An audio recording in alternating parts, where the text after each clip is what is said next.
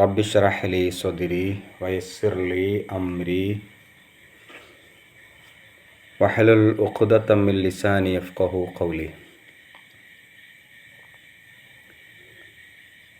നമുക്ക് ഇൻഷാ അല്ലാഹ് 59-ാമത്തെ ആയത്ത് മുതൽ പഠിക്കാൻ ശ്രമിക്കാം. സൂറത്ത് മറിയം. ബിസ്മില്ലാഹിർ റഹ്മാനിർ റഹീം. فخلف من بعدهم خلف أضاعوا الصلاة واتبعوا الشهوات فسوف يلقون غيا إلا من تاب وآمن وعمل صالحا فأولئك يدخلون الجنة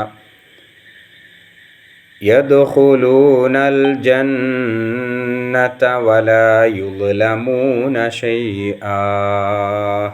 صدق الله.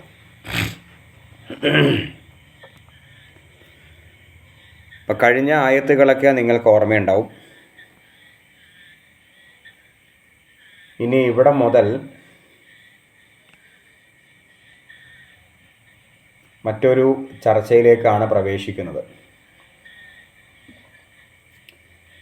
നമുക്ക് ആദ്യം അർത്ഥം പഠിക്കാം. ഫഖലഫ മിൻ ബഅദിഹിം. ഖലഫ എന്ന് പറഞ്ഞാൽ പിന്നീട് പുറകെ വന്നു എന്നാണ് ആ വാക്കിൻ്റെ അർത്ഥം. ഖലഫ പുറകെ വന്നു. മിൻ ബഅദിഹിം അവർക്ക് ശേഷം. ഖൽഫുൻ പിൻഗാമികൾ.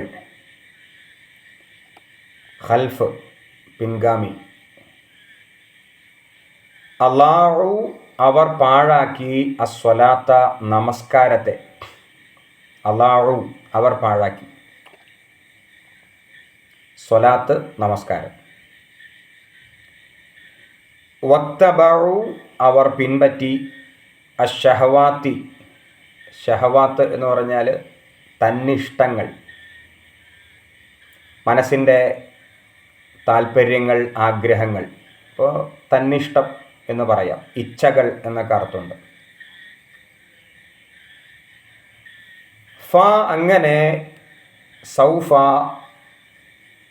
അവർ പിന്നീട് യൽഖൗന കണ്ടുമുട്ടും. സൗഫ പിന്നീട് യൽഖൗന അവർ കണ്ടുമുട്ടും. ഗയ്യ ഗയ്യ എന്ന് പറഞ്ഞാൽ ദുർമാർഗം. കുറച്ചുകൂടി വിശദമായി പറഞ്ഞാൽ ദുർമാർഗത്തിൻ്റെ ഫലം, ദുർമാർഗത്തിൻ്റെ അനന്തരഫലം. ഇതാണ് ഓരോ വാക്കുകളുടെ അർത്ഥം. ഇനി ഈ ആയത്തിൻ്റെ അർത്ഥം ഒന്നിച്ചു പറയുമ്പോൾ, പിന്നീട് ഇവർക്ക് ശേഷം പിഴച്ച പിൻഗാമികൾ ഉണ്ടായി.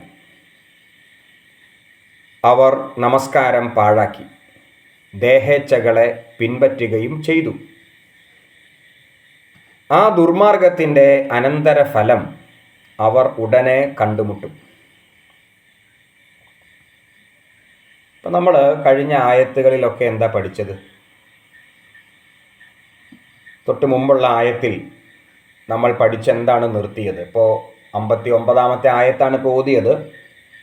അങ്ങനെയാണെങ്കിൽ 58-ാമത്തെ ആയത്തിൽ നമ്മൾ പഠിച്ച് എന്താണ് കഴിഞ്ഞത്? അവിടെ തിലാവത്തിൻ്റെ സുജൂദെല്ലാം നമ്മൾ പഠിച്ചല്ലോ അല്ലേ? ഇബ്രാഹിം നബി അലൈഹിസ്സലാം, അങ്ങനെ യഅഖൂബ് നബി അലൈഹിസ്സലാം, അങ്ങനെയുള്ള പ്രവാചകന്മാരെ സംബന്ധിച്ചാണ് പറഞ്ഞത്. നിങ്ങൾക്ക് ഓർമ്മയുണ്ടാവും. ആ പ്രവാചകന്മാർക്ക് അള്ളാഹു നൽകിയ ഉന്നതമായ സ്ഥാനം, ആ പ്രവാചകന്മാരെ പിൻപറ്റിയ ജനസമൂഹത്തിന് അള്ളാഹു നൽകിയ മഹനീയമായ പദവിയും സ്ഥാനവും, അതൊക്കെയാണ് കഴിഞ്ഞ ആയത്തിൽ നമ്മൾ പഠിച്ചത്. ആ സമുദായത്തിൻ്റെ അഥവാ അള്ളാഹു മഹനീയമായ സ്ഥാനം നൽകിയ ആ സമുദായത്തിൻ്റെ പ്രത്യേകത, അവർ ഖർറു സുജ്ജദൻ വ ബുക്കിയ. എന്താ അതിൻ്റെ അർത്ഥം? ഖറു സുജ്ജദൻ വബുക്കി, കരഞ്ഞുകൊണ്ട് സുജൂദിലേക്ക് വീഴുന്നു. അതെ, അവർ കരഞ്ഞുകൊണ്ട് പരമകാരുണ്യന്റെ വചനങ്ങൾ കേൾക്കുമ്പോൾ അവർ കരഞ്ഞുകൊണ്ട് അള്ളാഹുവിൻ്റെ വചനങ്ങൾ കേൾക്കുമ്പോൾ കരഞ്ഞുകൊണ്ട് അവർ സുജൂദിലേക്ക് വീഴുന്നു എന്ന് പറഞ്ഞാൽ അവർ മാക്സിമം അവരുടെ കഴിവിൻ്റെ പരമാവധി അവർ അള്ളാഹ്ക്ക് സമർപ്പിച്ച് ദേഹേച്ഛകളെ പിടിച്ചു നിർത്തിയാണ് അവർ ജീവിച്ചു കൊണ്ടിരിക്കുന്നത്. അങ്ങനെയുള്ള ഒരു നല്ല തലമുറ.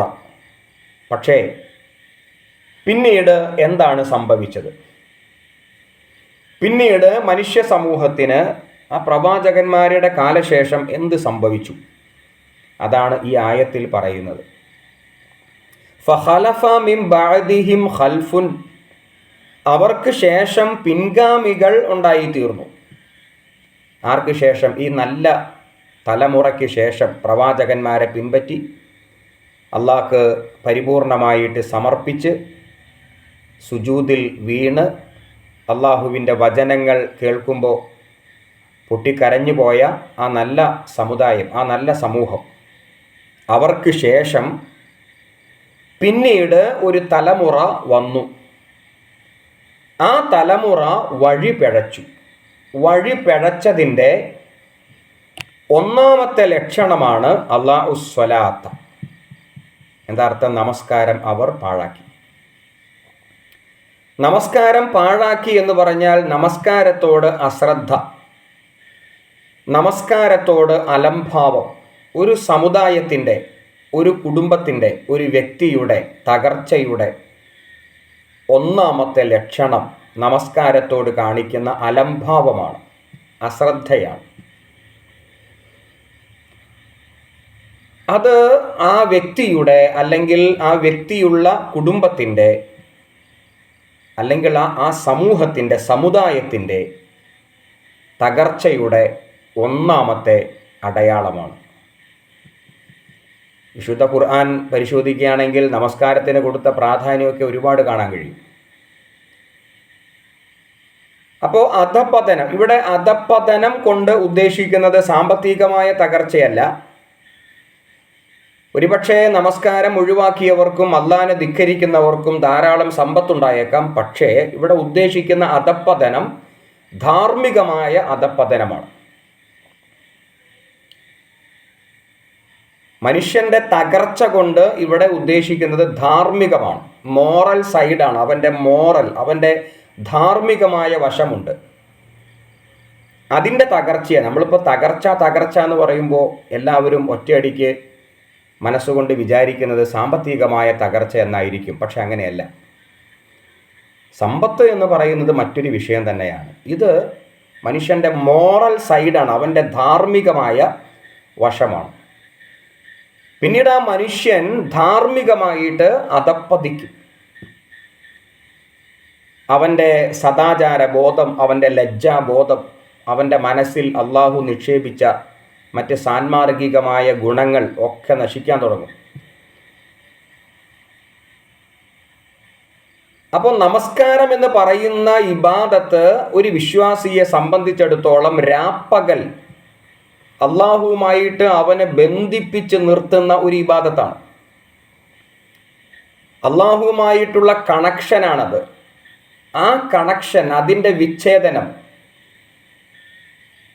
അപ്പോൾ ദൈവഭക്തിയുടെ തകർച്ച, ആ തകർച്ചയാണ് ധാർമ്മിക തകർച്ചയുടെ ഒന്നാമത്തെ കാരണം. അപ്പോൾ നമസ്കാരം ഉപേക്ഷിക്കുന്നതോടുകൂടി ഇവിടെ എന്താ സംഭവിച്ചത്? പിന്നെ അല്ലാഹു സ്വലാത്ത വത്തബഉ ഷഹവാത്ത, അള്ളാഹുവുമായിട്ടുള്ള കണക്ഷൻ വിട്ടുകഴിഞ്ഞാൽ പിന്നെ അവനെ നിയന്ത്രിക്കുന്നത് ദേഹേച്ഛയായിരിക്കും. ദേഹേച്ഛ എന്ന് പറഞ്ഞാൽ നിങ്ങൾക്ക് മനസ്സിലായിക്കണം. ദേഹേച്ഛ കൊണ്ട് ഉദ്ദേശിക്കുന്നത് ശരീര കാമനകളാണ്, ശരീരത്തിൻ്റെ താല്പര്യങ്ങളാണ്. അതാണ് ഇവിടെ ഷഹവാത്ത് എന്ന് പറഞ്ഞത്. വത്തബഉ ഷഹവാത്ത. മനുഷ്യനെ നിയന്ത്രിക്കേണ്ടത് ദൈവത്തിൻ്റെ, അള്ളാഹുവിൻ്റെ കൽപ്പനകളാണ്. പക്ഷേ നമസ്കാരം ഉപേക്ഷിച്ചതോടുകൂടി അവൻ്റെ ഹൃദയത്തിൽ നിന്ന് ദൈവീകമായ ആ ഒരു പാശം, ആ ഒരു ബന്ധം അറ്റുപോയി. പിന്നീട് അവനെ നിയന്ത്രിക്കുന്നത് ഷഹവാത്തുകളാണ്. ഷഹുവത്തിൻ്റെ ബഹുവചനമാണ് ഷഹവാത്ത്, അഥവാ ശാരീരികമായ കാമനകളും ശാരീരികമായ താല്പര്യങ്ങളും, അതിൻ്റെ ഒറ്റ വാക്കിൽ പറഞ്ഞാൽ ദേഹേച്ഛയുമാണ് പിന്നെ അവനെ നിയന്ത്രിക്കുക. പിന്നെ അവസാനം അതെന്താണ്, എവിടെ ചെന്നാണ് അവസാനിക്കുക? ഈ ഒരു ദേഹേച്ഛയുടെ പുറകെ സഞ്ചരിച്ച് ഫസൗഫ യൽഖൗന ഗയ്യ, അതൊരിക്കലും വിജയമല്ല. ആ ദുർമാർഗത്തിൻ്റെ അനന്തരഫലം അവർ ഉടനെ കണ്ടുമുട്ടും. അത് രണ്ട് ലോകത്തും കണ്ടുമുട്ടിയേക്കാം. ഒന്ന്, ധാർമ്മികമായിട്ട് ഒരു മനുഷ്യൻ തകർന്നാൽ അതിൻ്റെ അനന്തരഫലം ഒരു പക്ഷേ ഈ ലോകത്ത് വച്ച് തന്നെ കണ്ടുമുട്ടിയേക്കാം. ഇനി ഈ ലോകത്ത് കണ്ടുമുട്ടിയില്ലെങ്കിൽ നാളെ പാരത്രിക ലോകത്ത് കണ്ടുമുട്ടിയേക്കാം. അപ്പം ഈ 59-ാമത്തെ ആയത്തിൽ അള്ളാഹു സുബ്ഹാനഹു വ തആല പറയുന്നത് മനുഷ്യ സമൂഹത്തിൻ്റെ അധപ്പതനം പ്രവാചകന്മാരുടെ കാലശേഷം എങ്ങനെയാണ് സംഭവിച്ചത്. അവർ നമസ്കാരം പാഴാക്കലായിരുന്നു ഒന്നാമത്തെ അടയാളം. അങ്ങനെ നമസ്കാരം പാഴാക്കി നമസ്കാരം പാഴാക്കുക എന്നതിൻ്റെ അർത്ഥം നമസ്കാരത്തോട് കാണിക്കുന്ന അലംഭാവമാണ്, നമസ്കാരത്തോട് കാണിക്കുന്ന അശ്രദ്ധയാണ്.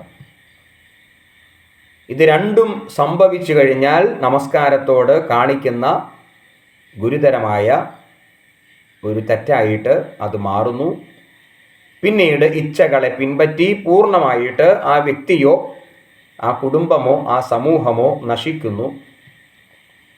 അതിൻ്റെ തിക്തഫലം, അനന്തരഫലം ഈ ലോകത്തോ അല്ലെങ്കിൽ പരലോകത്തോ അവർ അനുഭവിക്കേണ്ടി വന്നേക്കാം. ഇതാണ് 59-ാമത്തെ ആയത്തിൻ്റെ അർത്ഥം. അപ്പം ഇൻഷാ അല്ലാഹ് ഞാനിപ്പോൾ നമസ്കാരത്തെ സംബന്ധിച്ച് ഇവിടെ പറയുന്നില്ല, നിങ്ങളൊക്കെ അതിൽ പ്രബുദ്ധരാണ്. നമസ്കാരത്തിൻ്റെ പ്രാധാന്യവും ഗൗരവമൊക്കെ നിങ്ങൾക്കറിയാം. നമ്മുടെ മക്കളെയും അങ്ങനെയുള്ള ആ ഒരു കൾച്ചറിലേക്ക് കൊണ്ടുവരണം. നമ്മുടെ കുടുംബത്തെയും അത്തരം സംസ്കാരത്തിൽ ഉറപ്പിച്ച് നിർത്തണം. നമസ്കാരം വളരെ പ്രധാനപ്പെട്ട ഒരു സംഗതിയാണ്. അതിനോട് നമ്മുടെ സമീപനം വളരെ ഗൗരവത്തിലായിരിക്കണം. നിങ്ങൾക്കെല്ലാവർക്കും അതിനെ സംബന്ധിച്ചൊക്കെ അറിയാം. ധാരാളം ക്ലാസ് കേട്ടവരും നമ്മൾ തന്നെ നമ്മുടെ ഖുർആൻ പഠന ക്ലാസ്സിൽ അതിനെ സംബന്ധിച്ചൊക്കെ പറഞ്ഞിട്ടുണ്ട്. അപ്പോൾ അതിലേക്ക് ഇപ്പോൾ ഞാൻ പോകുന്നില്ല. നിങ്ങൾക്ക് ആർക്കെങ്കിലും നമസ്കാരവുമായി ബന്ധപ്പെട്ട് സംശയം ഉണ്ടെങ്കിൽ ചോദിക്കാം, ക്ലാസ് കഴിയുമ്പോഴോ ഇനി ക്ലാസ്സിൻ്റെ സമയത്തോ അല്ലെങ്കിൽ പേഴ്സണലായിട്ടോ ഒക്കെ ചോദിക്കാം എന്ന് മാത്രം. ഇൻഷാ അല്ലാഹ്. ഓക്കെ, ഇനി അടുത്ത ആയത്തെടുക്കാം.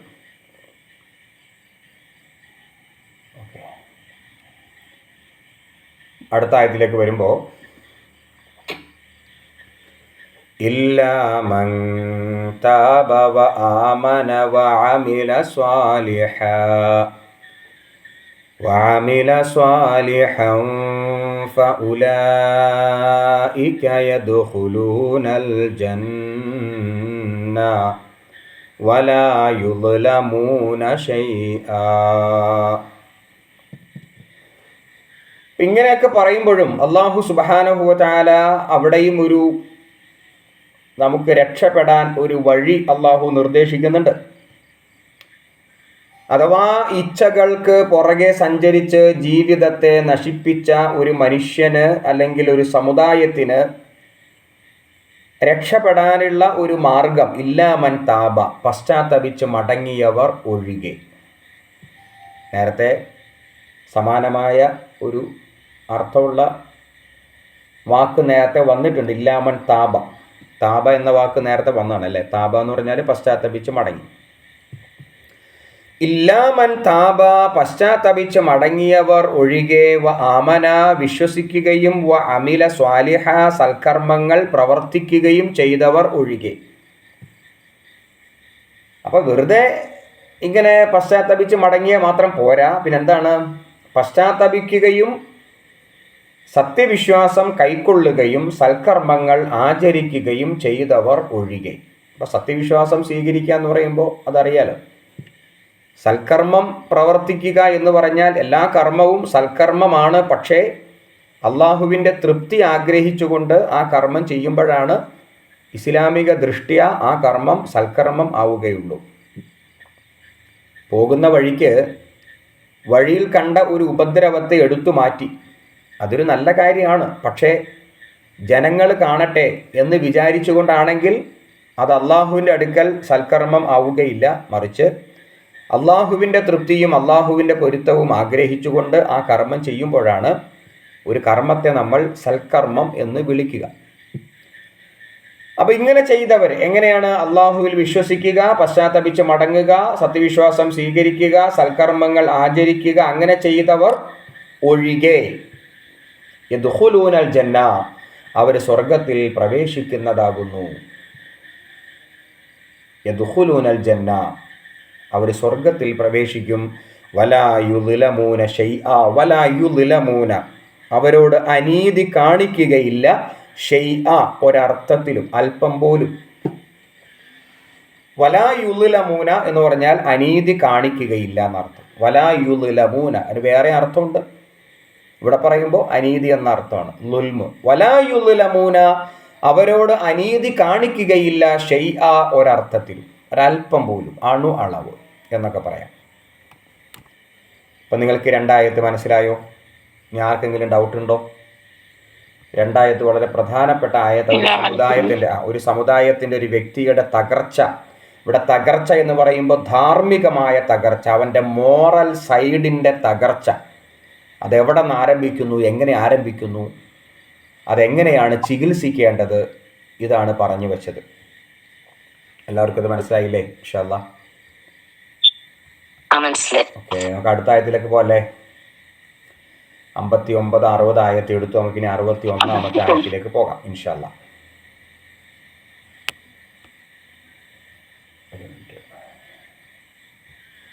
അറുപത്തിയൊന്നാമത്തെ ആയത്തിൽ കുറച്ചുകൂടി അള്ളാഹു സ്വർഗത്തെ വിശദീകരിക്കുന്നുണ്ട്. ജന്നാതി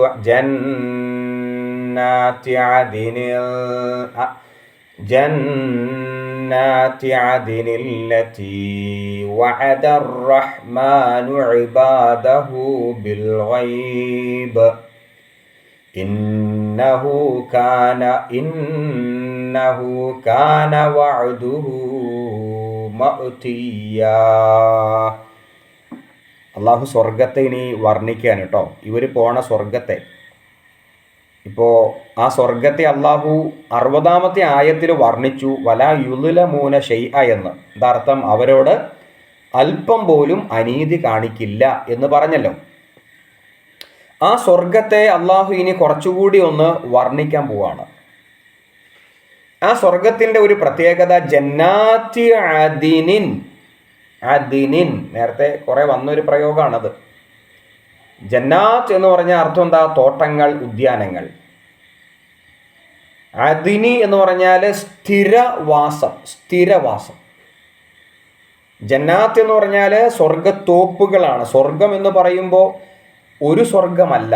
അതുകൊണ്ടാണ് ജന്നത്ത് എന്ന് പറയാതെ ജന്നാത്ത് എന്ന് പറഞ്ഞിരിക്കുന്നത്. അത് ഉദ്യാനങ്ങളാണ്, തോപ്പുകളാണ്, പൂന്തോട്ടങ്ങളാണ്. എന്ന് വെച്ചാൽ അത് നമുക്ക് വർണ്ണിക്കാൻ പോലും സാധ്യമല്ല. വിവർണാതീതമായ ഉദ്യാനങ്ങളാണ്. മനുഷ്യൻ്റെ കണ്ണുകൾക്ക് കുളിർമ നൽകുന്ന, അവൻ്റെ കണ്ണുകൾ ഇന്നേ വരെ കാണാത്ത,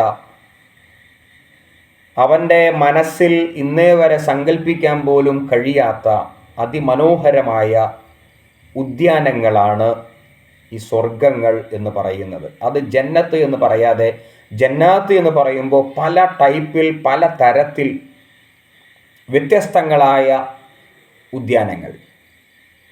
അവിടെയാണ് ഈ സത്യവിശ്വാസികളായ, ഈ സൽക്കർമ്മികളായ മനുഷ്യർ പ്രവേശിപ്പിക്കപ്പെടുക. ആ ഉദ്യാനങ്ങളിൽ അദിൻ എന്നാണ് പിന്നെ പറഞ്ഞത്. അദിൻ എന്ന് പറഞ്ഞാൽ ശാശ്വതമായിട്ട്. അവിടെ മരണമില്ല, അവിടെ നിത്യവാസമാണ്. അപ്പോൾ ഒന്ന് ആലോചിച്ച് നോക്കുക.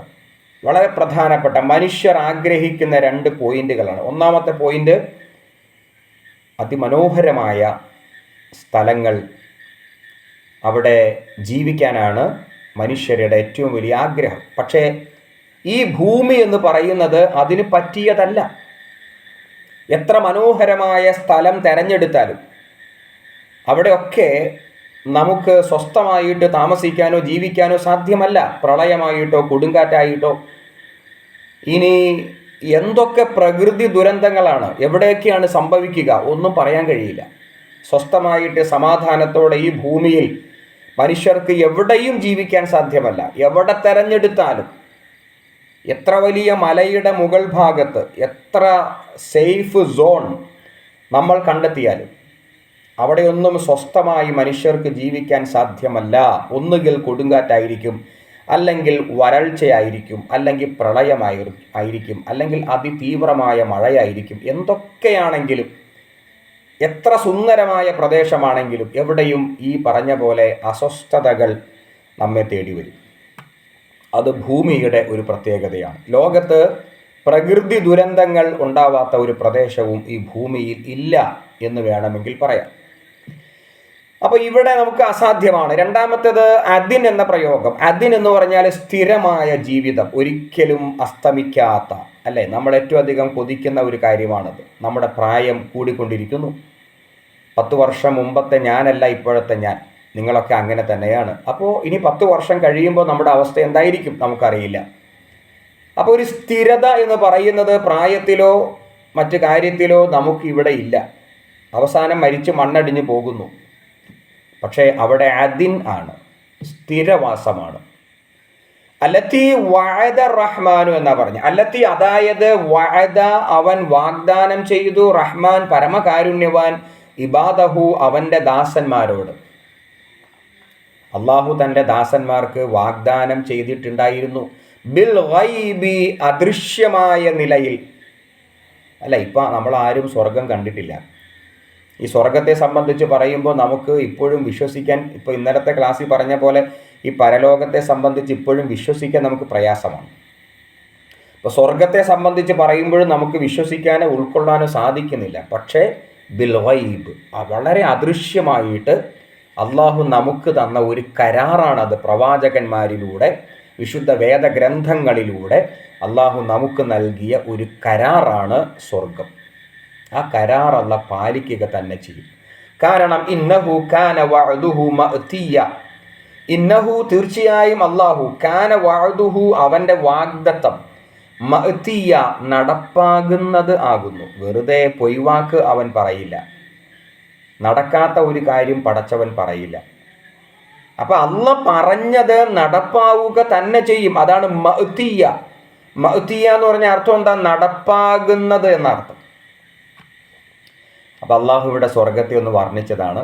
ആ സ്വർഗം എങ്ങനെയാണ് എന്ന് വളരെ ചെറിയ വാക്കുകളിലൂടെ അള്ളാഹു വ്യക്തമാക്കി. ഇൻഷാ അല്ലാഹ്. ഇനി ആ സ്വർഗത്തെ വീണ്ടും വർണ്ണിക്കുന്നു. ലാ യസ്മഊന ഫീഹാ ലഗ്വൻ ഇല്ലാ സലാമാ വലഹും റിസ്ഖുഹും ഫീഹാ ബുക്റതൻ വഅശിയ്യാ. ആ സ്വർഗത്തിൻ്റെ മറ്റൊരു വർണ്ണന. ലാ യസ്മഊന അവർ കേൾക്കുന്നതല്ല, ഫീഹ അവിടെ. ലഗ്വ് എന്ന് പറഞ്ഞാൽ എന്താ അർത്ഥം? അനാവശ്യമായ കാര്യങ്ങളാണ് ലഗ്വ്, അനാവശ്യം. ഇല്ലാ സലാമ എന്ന് പറഞ്ഞാൽ ഈ സമാധാനമല്ലാതെ. ഇത് സ്വർഗത്തെ സംബന്ധിച്ച് വർണ്ണിക്കുമ്പോൾ മിക്ക സ്ഥലങ്ങളിലും ഇങ്ങനത്തെ ആയത്തുണ്ട്. നിങ്ങൾക്ക് ഉദാഹരണം പറയാൻ കഴിയും? ലാ യസ്മഊന ഫീഹ ലഗ്വൻ ഇല്ലാ സലാമ. ഇതിന് സമാനമായ ഒരു ഉദാഹരണം ഒരു വിശുദ്ധ ഖുർആനിൽ ഒരു ആയത്ത് പറയാൻ സാധിക്കുമോ നിങ്ങൾക്ക് ആർക്കെങ്കിലും? ധാരാളം സ്ഥലത്ത് ഈ പ്രയോഗമുണ്ട് ഖുർആനിൽ സ്വർഗത്തെ സംബന്ധിച്ച് പറയുമ്പോൾ. ആർക്കെങ്കിലും കിട്ടുമോ? ആ ഉണ്ട്. എങ്ങനെയാണെന്നറിയോ? ഇതേപോലെ തന്നെയല്ലേ? ആ ലാ യസ്മഊന ലാ യസ്മഊന ഫീഹാ ലഗ്വൻ വലാ തഅസീമ. അങ്ങനെ തഅസീമ അങ്ങനെയുണ്ട്. അങ്ങനെയുണ്ട്. ഇല്ലാ ഖീലൻ സലാമൻ സലാമ അങ്ങനെയുണ്ട്, അല്ലേ? ഇപ്പം പല സൂറകളിൽ പല ശൈലിയിൽ അള്ളാഹു ഇങ്ങനെ പറയുന്നുണ്ട്. ഓക്കെ, അപ്പോൾ ഇതെന്താ ഈ പറഞ്ഞത്? അവിടെ സമാധാനം എന്ന ഒരു വാക്കല്ലാതെ മറ്റൊന്നും അവർ കേൾക്കില്ല. ലഗ്വ്, അനാവശ്യം അവർ കേൾക്കില്ല. ഇപ്പോൾ ഞാനൊരു ഉദാഹരണം പറയാം. നമ്മൾ 4-5 പേര് കൂടി സംസാരിച്ചു കൊണ്ടിരുന്നാൽ, ഒരു ഉദാഹരണമാണ്, 4-5 പേര് കൂടിയിട്ട് എന്തെങ്കിലുമൊക്കെ സംസാരിച്ചു കഴിഞ്ഞാൽ അവിടെ എന്താ സംഭവിക്കുക? അവിടെ ആ സംസാരം കഴിയുമ്പോഴേക്കും നമ്മുടെ മനസ്സൊക്കെ ഒരു വേദനയോ സങ്കടമോ ഒക്കെ അങ്ങനെയുള്ള കുത്തുവാക്കോ അല്ലെങ്കിൽ എന്തെങ്കിലുമൊക്കെ ഒരു സംസാരമൊക്കെ ഇടയിൽ കയറി വന്നേക്കാം. അപ്പോൾ 4-5 പേര് കൂടി സംസാരിച്ച് കഴിഞ്ഞ് പിരിയുമ്പോഴേക്കും മനസ്സിൻ്റെ അകത്ത് ഒരു അസ്വസ്ഥത രൂപപ്പെടും. ഇവിടുത്തെ സംസാരം അങ്ങനെയാണ്. എന്തെങ്കിലുമൊക്കെ ഒരു മോശമായ വാക്കോ അല്ലെങ്കിൽ കുത്തുവാക്കോ അല്ലെങ്കിൽ പരദൂഷണമോ അല്ലെങ്കിൽ കള്ളമോ വ്യാജമോ എന്ന് വേണ്ട എന്തെങ്കിലുമൊക്കെ നമ്മൾ പറയും, നമ്മൾ കേൾക്കും, നമ്മളെ കൊണ്ട് പറയിപ്പിക്കും. ഇത് ഇവിടുത്തെ ഒരു പ്രത്യേകതയാണ്. ഇവിടെ നമ്മൾ ജീവിക്കുമ്പോൾ നമുക്ക് ഒരു സലാം കിട്ടുന്നില്ല, ഒരു സമാധാനം കിട്ടുന്നില്ല. അത് ഇവിടെ നമ്മൾ കേൾക്കുന്നതൊക്കെ ലഘുവാണ്. ലഘുവ് എന്ന് പറഞ്ഞാൽ അനാവശ്യമായ വാക്കുകൾ, കുത്തുവാക്കുകൾ, മറ്റ് അങ്ങനെയുള്ള പ്രയോഗങ്ങളൊക്കെയാണ് ഇവിടെ കേൾക്കുന്നത്. അതുകൊണ്ട് തന്നെ മനസ്സിന് ഒരു ആശ്വാസം കിട്ടുന്നില്ല. പക്ഷേ പരലോകത്ത് സ്വർഗത്തിൽ മോശമായ ഒരു വാക്ക് പോലും, ലഘുവ് എന്ന് പറഞ്ഞാൽ അനാവശ്യമായ എല്ലാ വാക്കുകളും വളരെ ഉപകാരപ്രദമായിരിക്കും. കേൾക്കുന്ന വാക്കുകളൊക്കെ നമ്മുടെ ഹൃദയത്തിന് ആശ്വാസം ലഭിക്കുന്നതും നമ്മുടെ ഹൃദയത്തിന് ഉണർവ് ലഭിക്കുന്നതും നമ്മുടെ ഹൃദയത്തിന് ആവശ്യമായ സന്തോഷവും അതേപോലെ സമാധാനവും ലഭിക്കുന്ന വാക്കുകളായിരിക്കും, വർത്തമാനങ്ങളായിരിക്കും അവിടെ കേൾക്കുക. അല്ലാത്ത ടെൻഷൻ അടിപ്പിക്കുന്ന, നമ്മെ സമ്മർദ്ദം കയറ്റുന്ന, നമ്മുടെ ടെൻഷനുകളെ ഒന്നുകൂടി നമുക്ക് ഒരു ഡിപ്രഷൻ സമ്മാനിക്കുന്ന ഒരു വാക്കും ഒരു പ്രവൃത്തിയും അവിടെ ഉണ്ടാവില്ല. അതാണ് ഈ പറഞ്ഞത്. വലഹും അവർക്കുണ്ടായിരിക്കും റിസ്ഖുഹും അവരുടെ വിഭവങ്ങൾ. റിസ്ഖ് എന്ന് പറഞ്ഞാൽ ഭക്ഷണം എന്ന് പറയാം, അതിൻ്റെ കൂടെ തന്നെ വിഭവങ്ങൾ എന്നും പറയാം. ഫീഹ എന്ന് പറഞ്ഞാൽ അവിടെ, ബുക്റത്തൻ എന്ന് പറഞ്ഞാൽ രാവിലെ, അഷിയ എന്ന് പറഞ്ഞാൽ വൈകുന്നേരം. അപ്പോൾ അവർക്കവിടെ രാവിലെയും വൈകുന്നേരവും അവർക്കുള്ള വിഭവങ്ങളൊക്കെ ഉണ്ടായിരിക്കും. അപ്പോൾ രാവിലെയും വൈകുന്നേരവുമാണ് ഫുഡുള്ളൂ, ഉച്ചനേരത്തെ ഫുഡില്ല എന്ന് അതിൻ്റെ അർത്ഥം. രാവിലെയും വൈകുന്നേരം മാത്രം ഫുഡ് കിട്ടി, ബാക്കിയുള്ള സമയത്തൊന്നും ഫുഡില്ല. ബുക്റത്തൻ വ അഷിയ എന്നാണ് ഖുർആൻ പറഞ്ഞിരിക്കുന്നത്. അപ്പോൾ രാവിലെ കുറച്ച് ഫുഡ് കിട്ടി, വൈകുന്നേരം ആയപ്പോൾ അഷിയ എന്ന് പറഞ്ഞാൽ ഇഷായുടെ സമയം, ആ സമയത്ത് കുറച്ച് ആഹാരം കിട്ടി, അതിൻ്റെ ഇടയിലൊന്നും കിട്ടിയിട്ടില്ല, മുഴു പട്ടിണിയാണ് എന്നല്ല അതിൻ്റെ അർത്ഥം. അതൊരു പ്രയോഗമാണ്. ബുക്റത്തൻ വ അഷിയ എന്ന് പറഞ്ഞാൽ രാപ്പകൽ എന്ന അതിൻ്റെ അർത്ഥം. നമ്മൾ രാപ്പകൽ എന്ന് പറഞ്ഞാൽ എന്താ ഉദ്ദേശിക്കുന്നത്? 24 മണിക്കൂർ ആണ്, എപ്പോഴും ഫുഡാണ്. അപ്പോൾ വലഹും അവർക്കുണ്ട്, റിസുക്കുഹും അവരുടെ വിഭവങ്ങൾ, ഫീഹ അവിടെ, ബുക്റത്തൻ രാവിലെ, വ അഷിയ വൈകുന്നേരം. ഇതേ പ്രയോഗം ദിക്റുമായി ബന്ധപ്പെട്ട് വന്നിട്ടുണ്ട് അല്ലേ? ദിക്ർ അല്ലേ, നിങ്ങൾ അള്ളാനെ വല ദിക്റുല്ലാഹി അക്ബർ എന്നൊക്കെ പറഞ്ഞിട്ട് അള്ളാനെ മഹത്വപ്പെടുത്തുക. എപ്പോഴാണ് അള്ളാനെ മഹത്വപ്പെടുത്തേണ്ടത്? രാവിലെയും വൈകുന്നേരവും. അതുകൊണ്ട് നമ്മുടെ സമുദായം പാരമ്പര്യമായിട്ട് രാവിലെ ദിക്ർ ചെല്ലും, വൈകുന്നേരം ആകുമ്പോൾ ദിക്ർ ചെല്ലും. അതിൻ്റെ അർത്ഥം അങ്ങനെയല്ല. രാവിലെയും വൈകുന്നേരവും എന്ന് പറഞ്ഞാൽ ദിക്ർ എന്നത്, ദൈവസ്മരണ എന്നത് സദാ നമ്മുടെ മനസ്സിൻ്റെ അകത്തുണ്ടായിരിക്കണം. 24 മണിക്കൂറും നമ്മുടെ മനസ്സിൻ്റെ അകത്ത് ദൈവബോധം, ദൈവസ്മരണ ഉണ്ടായിരിക്കണം എന്നാണ് പറഞ്ഞതിൻ്റെ അർത്ഥം. അതേപോലെ തന്നെയാണ് ഈ പ്രയോഗവും. ബുക്റത്തൻ വ അഷിയ എന്ന് പറയുമ്പോൾ 24 മണിക്കൂറും അവർക്ക് ആഹാരം ലഭിച്ചുകൊണ്ടിരിക്കുന്നു. തിൽകൽ ജന്നത്തുല്ലതി നൂരിസു മിൻ ഇബാദിനാ മൻ കാന തഖിയ്യാ. അപ്പോൾ ഇത്രയും സ്വർഗത്തെ വർണ്ണിച്ചിട്ട് അല്ലാഹു പറയുന്നു തിൽക്കൽ ജന്ന, ഇതാണ് സ്വർഗം. അല്ലത്തി അതായത് നൂരിസു നാം അനന്തരമായി നൽകുന്നു. അനന്തരം നൽകുക എന്ന് പറഞ്ഞാൽ എന്താ? അനന്തരാവകാശം എന്ന് പറയില്ല, അത് അനന്തരമായിട്ട് അവർ ചെയ്ത അമലുകൾക്ക്, അവർ ചെയ്ത സൽക്കർമ്മങ്ങൾക്കുള്ള പ്രതിഫലമായിട്ട് അനന്തരമായിട്ട് അള്ളാഹു നൽകുന്നു. അതാണ് നൂരിസു, നാം അനന്തരമായി നൽകുന്നു, മിൻ ഇബാദിന നമ്മുടെ ദാസന്മാരിൽ നിന്ന്. മൻകാന തഖിയ്യ, മൻകാന ആരാണോ, തഖിയ്യ സൂക്ഷ്മാലു അഥവാ അള്ളാഹനെ ഭയപ്പെട്ട് ജീവിച്ചത്, സൂക്ഷ്മാലുവായി ജീവിച്ചത് അവർക്ക്. തഖിയ്യ എന്ന് പറഞ്ഞാൽ സൂക്ഷ്മാലു, അതാണ്. അപ്പോൾ അള്ളാഹു ആ സ്വർഗത്തെ അവിടെ വർണ്ണിച്ചു കഴിഞ്ഞു. ഇൻഷാ അല്ലാഹ് ഇപ്പോൾ നമ്മൾ പഠിച്ചതിനെ ചുരുക്കി ഒന്ന് പറയാം. 59 ആയത്ത് മുതലാണ് പഠിച്ചത്.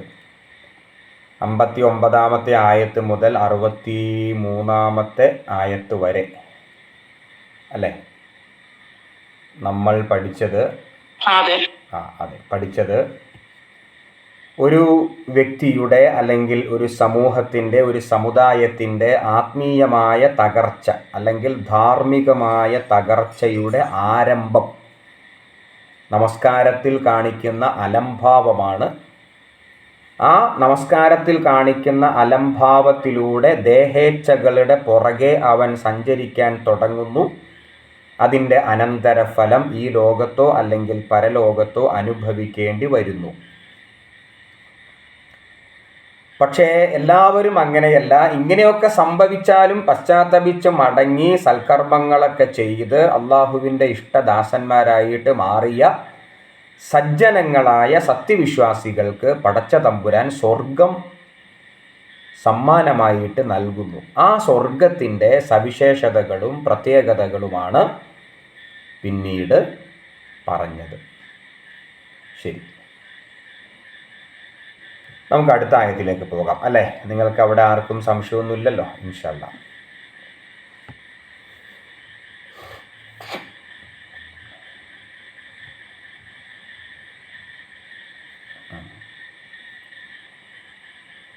ഇനി അടുത്ത ആയത്തിലേക്ക് വരാം. അടുത്ത ആയത്ത് പഠിക്കുന്നതിന് മുമ്പ് ആ പഠിക്കാൻ പോകുന്ന ആയത്തുകൾ ഒരു ഇടവാചകമായിട്ട് മനസ്സിലാക്കണം. ഇടവാചകം പറഞ്ഞുകൊണ്ടിരിക്കുന്ന ഒരു വിഷയമുണ്ട്. ആ വിഷയം പറഞ്ഞ് അവസാനിക്കുന്നതിന് മുമ്പ് അതിൻ്റെ ഇടയിൽ കുറച്ച് കാര്യങ്ങൾ അള്ളാഹു പറയും. ഈ ആയത്തുകൾ അവതരിച്ച ഒരു പശ്ചാത്തലം കൂടി പറയാം. നബി സല്ലല്ലാഹു അലൈഹി വസല്ലമയും അദ്ദേഹത്തിൻ്റെ ശിഷ്യന്മാരും വളരെയധികം വിഷമകരമായ ഒരു അവസ്ഥയിലൂടെ സഞ്ചരിച്ചുകൊണ്ടിരിക്കുകയാണ്. ആ സന്ദർഭത്തിലാണ് ഈ ആയത്തുകൾ അവതരിക്കുന്നത്.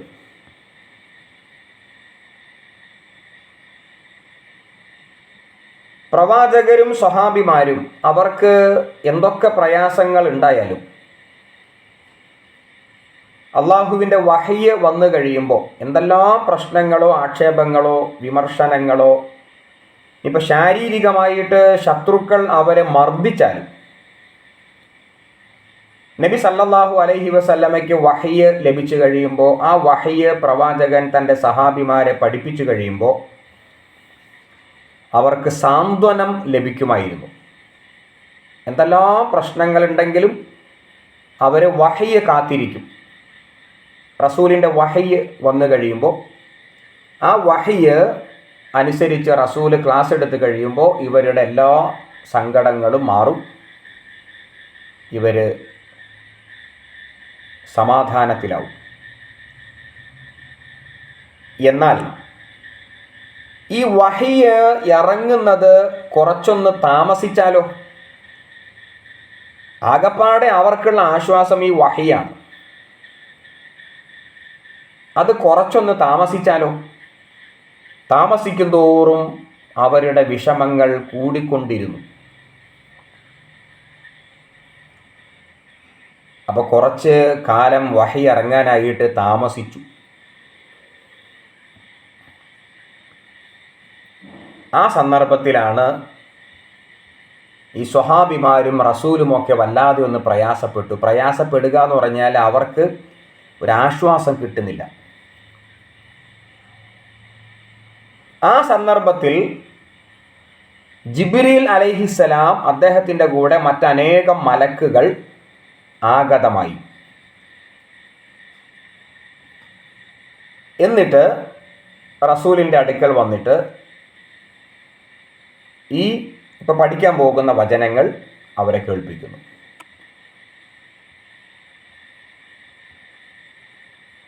അതാണ് ഇനി പഠിക്കാൻ പോണ ആയത്തുകൾ. കുറച്ച് ഗ്യാപ്പ് അവിടെ വന്നു. ആ ഗ്യാപ്പ് വന്നപ്പോൾ നമ്മളിത് വേറെയും ഇതേപോലത്തെ സാഹചര്യങ്ങളുമായി ബന്ധപ്പെട്ട ആയത്തുകളൊക്കെ പഠിച്ചിട്ടുണ്ട് അല്ലേ? ശരി. അപ്പോൾ ആ ഒരു ഇടവാചകമാണ് ഇനി പറഞ്ഞോളൂ. ഏതാണ് ആയത്ത്? ഓർമ്മയുണ്ട?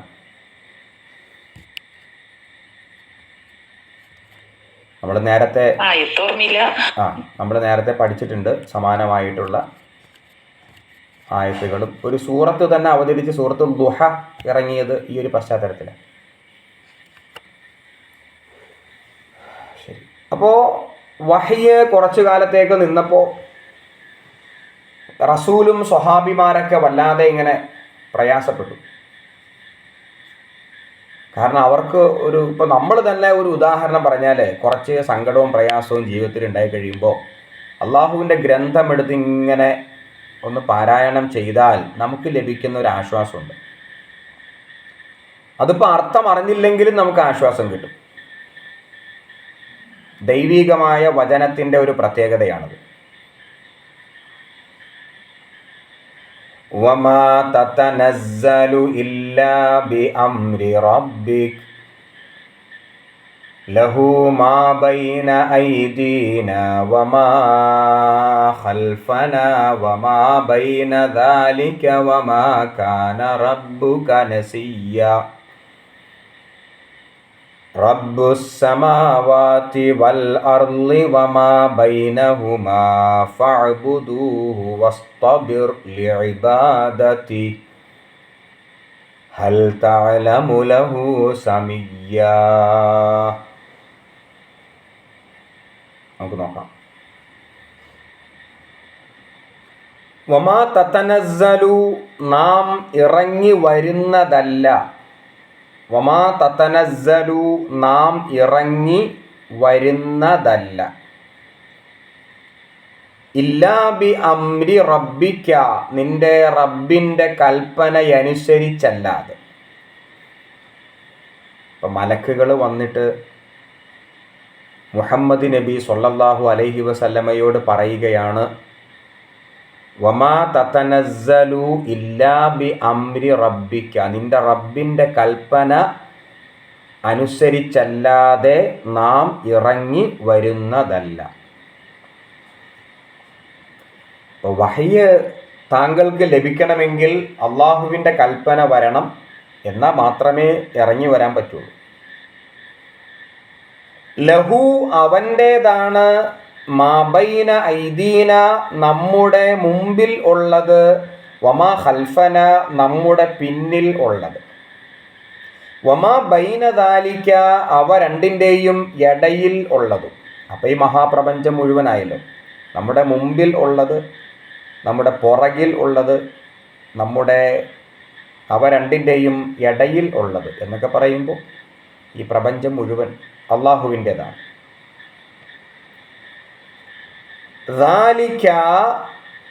വമാ കാന റബ്ബുക, നിന്റെ റബ്ബ് അല്ല, നസിയ്യ, മറവിയുള്ളവനല്ല.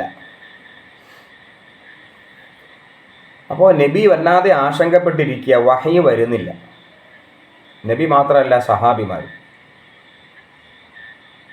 വഹ്യ് വരാത്തതിൽ വലിയ ഒരു പ്രയാസം അവർക്കുണ്ട്. അപ്പം മലക്കുകൾ വന്നിട്ട് നബിയോട് പറയാണ്, ഞങ്ങൾക്ക് ഇറങ്ങി വരാൻ സാധിക്കില്ല അള്ളാഹുവിൻ്റെ കൽപ്പന കിട്ടാതെ. കാരണം നമ്മുടെ മുമ്പിൽ ഉള്ളതിൻ്റെയും പുറകിൽ ഉള്ളതിൻ്റെയും അവ രണ്ടിൻ്റെയും ഇടയിൽ ഉള്ളതിൻ്റെയും റബ്ബ് അള്ളാഹുവാണ്. ഇനി വഹ്യ് വരാത്തത് അള്ളാഹു മറന്നുപോയിട്ടൊന്നുമല്ല. വമാ കാന റബ്ബുക നസിയ്യ, നിന്റെ റബ്ബ് മറവിയുള്ളവനല്ല. എല്ലാം അള്ളാഹു കണ്ടുകൊണ്ടിരിക്കുന്നു. അതിൻ്റേതായ സമയത്ത് കൃത്യമായ അളവിലും തോതിലും അള്ളാഹു വഹ്യ് ഇറക്കി തരും. അതുകൊണ്ട് അതുമായി ബന്ധപ്പെട്ട് പ്രയാസപ്പെടേണ്ടതില്ല എന്ന ഒരു സാന്ത്വന വാക്കാണ് ഈ ആയത്ത്. റബ്ബുസ് സമാവാതി വൽ അർൾ, നിന്റെ നാഥൻ ആകാശങ്ങളുടെ നാഥനാണ്, ഭൂമിയുടെ നാഥനാണ്. വമാ ബൈനഹുമാ, അവ രണ്ടിനും ഇടയിൽ ഉള്ളതിൻ്റെയും റബ്ബാണ്. ഇങ്ങനെ പറയുമ്പോൾ അതൊരാശ്വാസ വാക്കാണ്. കാരണം ശത്രുക്കൾ എത്ര ആക്ഷേപിച്ചാലും കളിയാക്കിയാലും നീ വിശ്വസിച്ചിരിക്കുന്ന റബ്ബ് ആകാശഭൂമികളുടെ ഈ മഹാപ്രപഞ്ചത്തിൻ്റെ റബ്ബാണ്. അതുകൊണ്ട് എന്തിനാണ് പേടിക്കുന്നത്? അപ്പോൾ നമ്മുടെ പുറകിൽ ആളുണ്ടെങ്കിൽ നമുക്കൊരു പേടി ഉണ്ടാവില്ലല്ലോ. നമ്മുടെ പുറകിൽ, നമ്മുടെ മുമ്പിൽ നമുക്ക് മാർഗദർശനമായിട്ട് പടച്ചവനുണ്ട്. അതൊരു ഉറച്ച വിശ്വാസമാണ്. ആ പടച്ചവനുണ്ട് എന്ന ഉറച്ച വിശ്വാസം നമുക്കുണ്ടെങ്കിൽ നമുക്ക് പിന്നെ എന്തിനാണ് പേടി, എന്തിനാണ് ആവലാതി? നമ്മൾ ദുനിയാവിൽ സാധാരണയായിട്ട് നമ്മുടെ പുറകിൽ 4, 5, 10 പേരുണ്ടെങ്കിൽ നമുക്കൊരാശ്വാസമല്ലേ? അതാണ് ഈ പറഞ്ഞ ആയത്ത്, റബ്ബു സമാവാത്തി വൽ അർളി വമാ ബൈനഹുമ. ആകാശങ്ങളുടെയും ഭൂമിയുടെയും അവ രണ്ടിനും ഇടയിൽ എന്ന് പറഞ്ഞാൽ ഈ മഹാപ്രപഞ്ചത്തിൻ്റെ മുഴുവൻ റബ്ബായിട്ട് ആ അള്ളാഹു നമ്മുടെ കൂടെയുണ്ട്. ഫഅ്ബുദു, അതുകൊണ്ട് അവന് വഴിപ്പെടുക, അവന് ഇബാദത്ത് ചെയ്യുക. വസ്തബിർ, ക്ഷമാപൂർവം ഉറച്ചു നിൽക്കുക. അതാണ് വസ്തബിർ. ഇപ്പോഴത്തെ ആ സ്റ്റാറ്റസ്, ഇപ്പോഴത്തെ അവസ്ഥ എന്താണോ അത് മാറുന്നത് വരെ ക്ഷമാപൂർവം ഉറച്ചു നിൽക്കുക, ക്ഷമയോടെ സ്ഥൈര്യത്തോടെ നിൽക്കുക, അള്ളാഹുവിൽ സഹായം തേടിക്കൊണ്ട് ഇരിക്കുക. ലി ഇബാദത്തിഹി, അവനെ അനുസരിച്ച് ആ ഇബാദത്ത് ചെയ്യൂ. അതായത് ലി ഇബാദത്തിഹി എന്ന് പറയുമ്പോൾ അവനുള്ള ഇബാദത്ത്, അള്ളാഹുവിനുള്ള ഇബാദത്ത്, ആ ഇബാദത്ത് അനുസരിച്ച് വസ്തബിർ, അതിൽ ക്ഷമാപൂർവം ഉറച്ചു നിൽക്കുക. അപ്പോൾ നബി വല്ലാതെ ആശങ്കപ്പെട്ടിരിക്കാതെയാണ് ഇങ്ങനെ ഒരു നിർദ്ദേശം കിട്ടിയത്. ഇത് നബിക്ക് മാത്രമുള്ള നിർദ്ദേശമല്ല, എല്ലാവർക്കുമുള്ള നിർദ്ദേശമാണ്. ഉറച്ചു നിൽക്കുക എന്നത് ഇബാദത്തിൽ. ഹൽ തഅലമു, നിനക്കറിയാമോ, ലഹു, അവന്, സമിയ. സമിയ എന്ന് പറഞ്ഞാൽ ഇങ്ങനെ പേര് ഒത്തത് എന്നർത്ഥം, സമമായ പേരെന്നൊക്കെ പറയും. അതായത് ഒന്നിച്ചു പറയുമ്പോൾ നിന്റെ അറിവിൽ അവന് സമാനമായി മറ്റു വല്ലതും ഉണ്ടോ? മറ്റു വല്ലതും ഉണ്ടോ എന്ന് വെച്ചാൽ അള്ളാഹുവാണ് ഇലാഹ്, മറ്റു വല്ല ഇലാഹും ഉള്ളതായി നിങ്ങൾക്കറിയുമോ? അതാണ്, അള്ളാഹുവാണ് ഇലാഹ്, ഇനി മറ്റു വല്ല ഇലാഹും ഉള്ളതായിട്ട് നിങ്ങൾക്കറിയാമോ? അപ്പോൾ മഹാപ്രപഞ്ചത്തിൻ്റെ സൃഷ്ടാവായ പടച്ചവൻ ആ അള്ളാഹുവിൽ ഉറച്ചു നിൽക്കുക എന്ന ഒരു സന്ദേശമാണ് ഇവിടെ. 2 ആയത്താണ് ഇടവാക്ക് കേട്ടോ, ഇടവാചകം എന്ന് പറയാം. ഏതൊക്കെയാണ്? 64, 65 ആയത്തുകളാണ് ഇടവാചകങ്ങൾ. ഇവിടെ അള്ളാഹു പറഞ്ഞിരിക്കുന്നത് നബിയെ സമാധാനിപ്പിച്ചതാണ്. വഹിയ് വരാൻ കുറച്ച് താമസിച്ചു. അപ്പോൾ നബിക്കും സഹാബിമാർക്കും ആകപ്പാടെ ആശ്വാസമാണ് ഈ വഹി. അത് വരാനായിട്ട് കുറേ താമസിച്ചു കഴിഞ്ഞപ്പോൾ അവർക്ക് വല്ലാത്ത മനപ്രയാസമായി. അപ്പം ആ സമയത്ത് മലക്കുകൾ വന്നിട്ട് നബിയെയും സഹാബിമാരെയും സമാധാനിപ്പിച്ചുകൊണ്ട് പറഞ്ഞ കാര്യമാണ്. എന്തൊക്കെയാണ് പറഞ്ഞത്? അള്ളാഹുവിൻ്റെ കൽപ്പനയില്ലാതെ ഞങ്ങൾക്കൊന്നും ചെയ്യാൻ കഴിയില്ല. അള്ളാഹുവിൻ്റെ കൽപ്പന കിട്ടിയാൽ മാത്രമേ ഞങ്ങൾക്ക് വഹയ്യ് നൽകാൻ സാധിക്കുകയുള്ളൂ. ഒന്ന്. പിന്നെ വഹയ്യ് വരാത്തത് നിൻ്റെ റബ്ബ് മറന്നുപോയിട്ടൊന്നുമല്ല, അള്ളാഹ്ക്ക് നല്ല ഓർമ്മയുണ്ട്. പിന്നെ എന്തിനാണ് പേടിക്കുന്നത്? റബ്ബു സമാവാതി വൽ അർള് വമാ ബൈനഹുമ ഫഅ്ബുദൂഹു വസ്തബിർ ലിഇബാദതിഹി ഹൽ തഅലമു ലഹു സമിയ്യ. അതായത് ഈ മഹാപ്രപഞ്ചത്തിൻ്റെ റബ്ബ്, ആ റബ്ബിന് ഇബാദത്ത് ചെയ്യുക, ആ ഇബാദത്തിൽ വസ്തബിർ എന്നാ പറഞ്ഞ, വസ്തബിർ ഉറച്ചു നിൽക്കുക.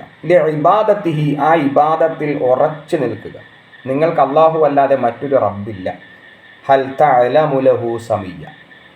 ശരി, അതൊരു ഇടവാചകമായിട്ടാണ് മനസ്സിലാക്കേണ്ടത്. നമുക്ക് അടുത്ത ആയത്തിൽ ഇപ്പോൾ പഠിച്ചുകൊണ്ടിരിക്കുന്ന വിഷയത്തിലേക്ക് തന്നെ വീണ്ടും കയറി വരുന്നു. അതായത് പഠിച്ചുകൊണ്ടിരിക്കുന്ന വിഷയമല്ല, വിഷയമൊന്ന് മാറിയിട്ടുണ്ട്. ഇനിയിപ്പോൾ മറിയം ബീവി ആ ചർച്ചയെല്ലാം കഴിഞ്ഞല്ലോ. ഇനി മറ്റൊരു വിഷയത്തിലേക്കാണ് വരുന്നത്.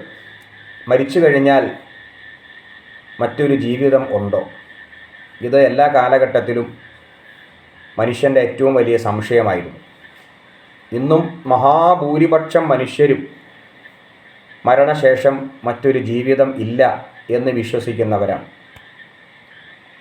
മുസ്ലിങ്ങൾ തന്നെ, ഇപ്പോൾ ഇന്നലത്തെ നമ്മുടെ ക്ലാസ്സിൽ പറഞ്ഞ പോലെ, മുസ്ലിങ്ങൾ തന്നെ അതിൽ മഹാഭൂരിപക്ഷവും മരണശേഷമുള്ള ജീവിതത്തിൽ സംശയാലുക്കളാണ്. അവർക്ക് അറിവില്ലാത്തത് കൊണ്ടാണ്.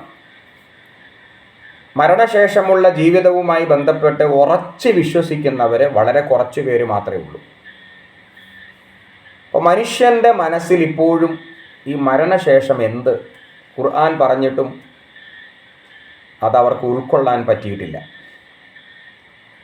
അപ്പോൾ നബി സല്ലല്ലാഹു അലൈഹി വസല്ലമയുടെ കാലഘട്ടത്തിലും ഇങ്ങനെ ഒരു പ്രശ്നം ഉണ്ടായിരുന്നു.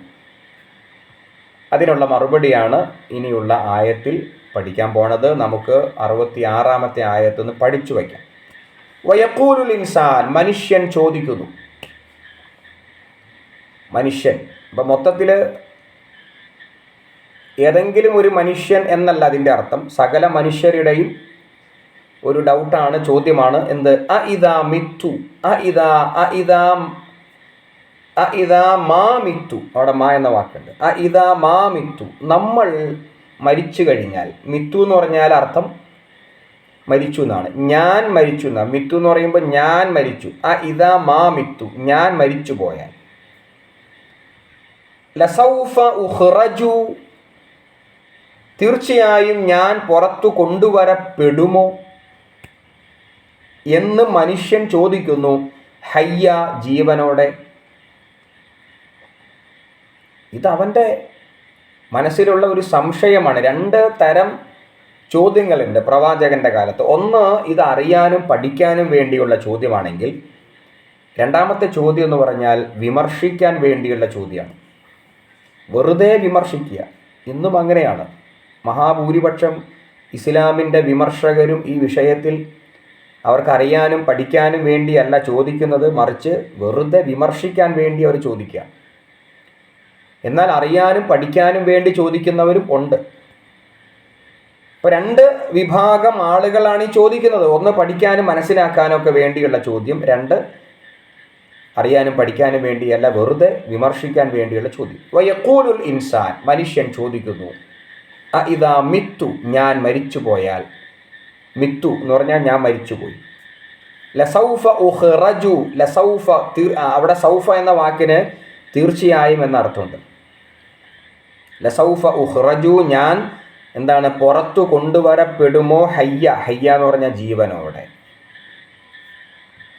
ഇൻഷാ അല്ലാഹ് നമുക്ക് അവിടെ നിർത്താം ക്ലാസ്. കാരണം ഇനിയുള്ള ആയത്തുകളൊക്കെ മരണശേഷമുള്ള ജീവിതത്തിന് അള്ളാഹ് കൊടുക്കുന്ന കുറേ തെളിവുകളാണ്. അതൊരായത്തെടുത്താൽ അടുത്ത ആയത്തിൽ കണക്ഷനുണ്ട്. അപ്പോൾ അത് അടുത്ത ആഴ്ച നമുക്ക് പഠിക്കാനായിട്ട് ശ്രമിക്കാം ഇൻഷാ അല്ലാഹ്. എല്ലാവർക്കും ക്ലാസ്സൊക്കെ മനസ്സിലായിട്ടുണ്ടാവും അല്ലേ? നല്ല മഴ പെയ്തുകൊണ്ടിരിക്കുകയാണ്. പലയിടത്തും മഴക്കെടുതികളൊക്കെ ഉണ്ട്. എല്ലാവരും ആത്മാർത്ഥമായിട്ടൊക്കെ ദുആ ചെയ്യണം. മഴ അല്ലാഹു സുബ്ഹാനഹു വ തആലയുടെ അനുഗ്രഹത്തിൻ്റെ മഴയെ നമുക്ക് വേണ്ടത്. പക്ഷേ ശിക്ഷയുടെയും പിന്നെ പരീക്ഷണത്തിൻ്റെയും മഴ, അതിനെ തൊട്ട് അഭയം തേടണം. ഇപ്പോഴത്തെ മഴ എന്ന് പറഞ്ഞാൽ അത് തീവ്രമായ മഴയാണ്. സാധാരണ പെയ്യുന്ന വെള്ളമല്ല. ഭൂമി ഒറ്റ ദിവസം കൊണ്ട് വെള്ളപ്പൊക്കം ഉണ്ടാവും. പണ്ട് കാലത്തൊക്കെ 4, 2, 3 ആഴ്ചകൾ നിന്ന് പെയ്താൽ ഉണ്ടാകുന്ന വെള്ളം ഒറ്റ മഴ കൊണ്ട് ഇപ്പോൾ ലഭിക്കുകയാണ്. അതാണ് അതിതീവ്ര മഴ എന്ന് പറയുന്നത്. അല്ലാഹു സുബ്ഹാനഹു വ തആല വിചാരിക്കാതെ ഒരു തുള്ളി വെള്ളം പോലും ഈ ഭൂമിയിലേക്ക് വീഴില്ല. അല്ലാഹ് വിചാരിക്കണം. ഇത് പ്രകൃതിയുടെ എന്തോ ഒരു ഇത് അല്ല. ഇത് അല്ലാഹ് വിചാരിച്ചിട്ട് തന്നെയാണ് വെള്ളം ഇവിടേക്ക് വരുന്നത്. ഇതിനെ തടയാനായിട്ടും ഇത് നിൽക്കാനായിട്ടും നമുക്ക് ചെയ്യാനുള്ളത് പ്രാർത്ഥന മാത്രമാണ്, പശ്ചാത്താപം, തൗബയാണ്. തൗബയാണ്. അതല്ലാതെ നമുക്ക് ഒന്നും ചെയ്യാനില്ല, വേറെ ഒന്നും ചെയ്യാനില്ല. പക്ഷെ ആരും അതിന് തയ്യാറല്ല. വിനയം കാണിക്കുക, ചെയ്തുകൊണ്ടിരിക്കുന്ന പാപങ്ങൾ ഏറ്റുപറയുക, കിബറും പൊങ്ങച്ചൊക്കെ വെടിയുക, ധിക്കാരം, ദൈവധിക്കാരം ഉപേക്ഷിക്കുക, ഇതൊന്നും ആരും സന്നദ്ധരല്ല. ഇത്രയൊക്കെ ആയിട്ടും ആരും വിനയാന്വിതരായിട്ട് അള്ളാഹ്ക്ക് സുജൂദ് ചെയ്ത് ആ ഭക്തിയിലേക്ക് ആരും വരുന്നില്ല. മനസ്സുകളൊക്കെ ഉറച്ചു പോയിരിക്കുന്നു മനുഷ്യരുടെ. ചെയ്തു പോയ തെറ്റുകളൊക്കെ അള്ളാഹുവിലേക്ക് ഏറ്റുപറഞ്ഞ് വിനയാന്വിതരായി തൗബ ചെയ്യേണ്ട സന്ദർഭങ്ങളാണ് ഇപ്പോൾ ഉള്ളത്. പടച്ച തമ്പുരാൻ നമ്മെ ഏവരെയും കാത്തുരക്ഷിക്കുമാറാകട്ടെ. അതിതീവ്രമായ മഴയെ തൊട്ട് അതിതീവ്രമായ, നമ്മളിപ്പോൾ ഒരു ചില പ്രദേശങ്ങളൊക്കെ ഒരു സേഫ് സോണാണ്, പക്ഷേ പലയിടത്തും ഉണ്ടായ നഷ്ടം നമുക്ക് പറയാൻ കഴിയും. പല സഹോദരങ്ങൾക്കും ഉണ്ടായ നഷ്ടങ്ങളുണ്ട്. അവരുടെ വിലപ്പെട്ട സാധന സാമഗ്രികൾ, വീട്, ഇത് നിസ്സാര സംഭവമല്ല. അപ്പോൾ നമ്മളൊക്കെ ദുആ ചെയ്തുകൊണ്ടിരിക്കുക. ദുആ ചെയ്താൽ മാത്രം പോരാ, ജീവിതത്തെ ഒന്ന് മാറ്റിയെടുക്കണം. ഞാനും നിങ്ങളൊക്കെ ജീവിതത്തെ ഒന്ന് സംസ്കരിച്ചെടുക്കണം. അതിനെന്താണ് വേണ്ടത്? അതൊക്കെ ചെയ്യാനായിട്ട് സന്നദ്ധരാവുക. അള്ളാഹു തൗഫീഖ് ചെയ്യുമാറാകട്ടെ. അതിതീവ്രമായ മഴയെ തൊട്ട് അള്ളാഹു കാത്ത് രക്ഷിക്കുമാറാകട്ടെ. അള്ളാഹു ഈ മഴക്കെടുതികളെ തൊട്ട് നമ്മുടെ സഹോദരങ്ങളെയും നമ്മെയും കാത്ത് രക്ഷിക്കുമാറാകട്ടെ. അല്ലാഹുമ്മ ഹവാലൈന വല അലൈന, അല്ലാഹുമ്മ ഹവാലൈന വല അലൈന, അല്ലാഹുമ്മ ഹവാലൈന വല അലൈന. അല്ലാഹുമ്മ റബ്ബന ആതിന ഫിദ്ദുനിയ ഹസന വഫിൽ ആഖിറതി ഹസനതൻ വഖിന അദാബന്നാർ. ആമീൻ ആമീൻ ബിറഹ്മതിക യാ അർഹമർ റഹീമീൻ. സുബ്ഹാനകല്ലാഹുമ്മ റബ്ബന വബിഹംദിക അഷ്ഹദു അൻ ലാ ഇലാഹ ഇല്ലാ അൻത അസ്തഗ്ഫിറുക വഅതൂബു ഇലൈക്. എല്ലാവർക്കും അസ്സലാമു അലൈക്കും വറഹ്മത്തുള്ളാഹി.